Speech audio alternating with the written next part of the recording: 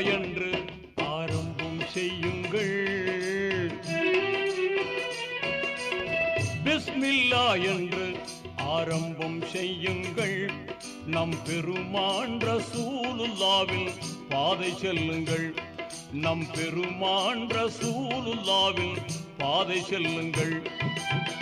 அருளாளனும் அல்லாதான், அன்பாளனும் அல்லாதான், அருளாளனும் அல்லாதான், அன்பாளனும் அல்லாதான்.